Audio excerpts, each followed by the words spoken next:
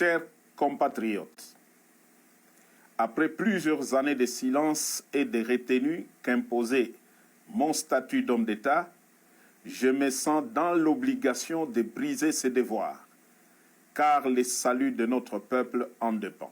Les élections de 2018, qui ont consacré une passation pacifique du pouvoir pour la première fois en RDC, ont été soumises à un challenge dont l'objectif était la déstabilisation à la libyenne de tout le pays. Devant ces plans machiavéliques, forgés dans le sombre salon des ennemis de la RDC, une paix des braves s'érigeait devant nous comme la seule solution salutaire pour épargner le pays de l'hécatombe planifiée. Cette paix des braves s'est matérialisée par un accord dont la majorité des acteurs sont encore vivants, à l'exception des généraux disparus Delphin Kaimbi et Tim Mukonto. Paix à leur âme.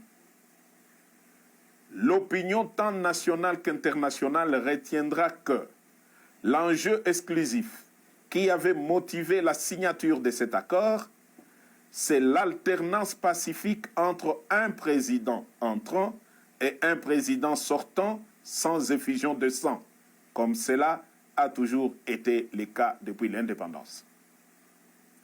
Force est de constater que cet acquis indéniable est malheureusement mis en mal gravement par Félix Antoine Tshisekedi, qui en était le plus grand bénéficiaire.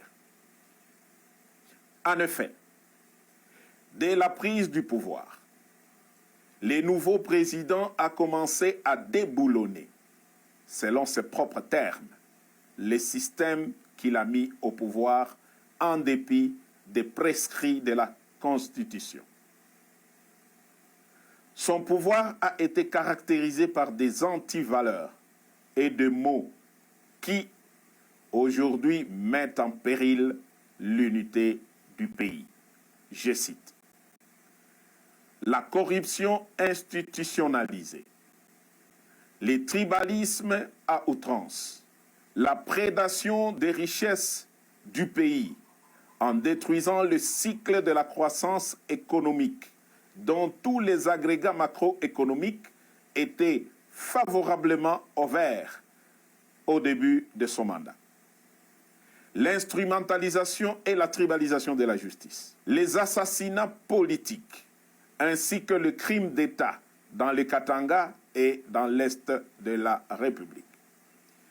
La paralysation et la caporalisation du Parlement, symbole de la démocratie. L'affaiblissement de l'armée et du système de défense par les tribalismes et les traitements à la tête du client. La gouvernance par défi, en muselant la presse et en violation de tout le droit de l'homme auquel le pays avait souscrit par une ratification solennelle des traités internationaux en la matière. Pour preuve, l'arrogance des menaces publiques dans les discours au Kasaï et à l'étranger à l'encontre des opposants politiques, la mort de l'opposant Chérubin Okende est tout sauf un hasard. Le non-respect des accords nationaux, régionaux, et j'en passe. Au dernier sommet de l'ONU, Fachi a raté l'occasion de se taire à 3 mois de la fin de son mandat. Dès lors, les devoirs et le patriotisme m'interpellent et m'appellent. Devrions-nous nous taire et regarder périr un peuple dont tous les espoirs étaient permis lors de la première alternance pacifique du pouvoir? Tshisekedi a perdu toute légitimité en reniant l'accord qui lui a permis d'accéder au pouvoir. Il est aujourd'hui comme un inconscient qui joue avec le feu dans une poudrière. Nous taire ou nous résigner serait trahir ce peuple qui a droit à espérer mieux. L'armée et la police, ainsi que toutes les forces de défense du pays, ne sont plus liées au devoir d'obéir dès lors que le commandant suprême est devenu lui-même un danger par son immaturité, son incompétence notoire, son népotisme et son comportement tribaliste qui menace l'unité nationale. Les élections prochaines seront le feu qui va embraser la poudrière. Car, loin d'être transparentes et inclusives, elles ont été organisées pour une tricherie à grande échelle et malheureusement cousues de fil blanc. J'en veux pour preuve. 1. La répartition des sièges ne représente pas la vérité démographique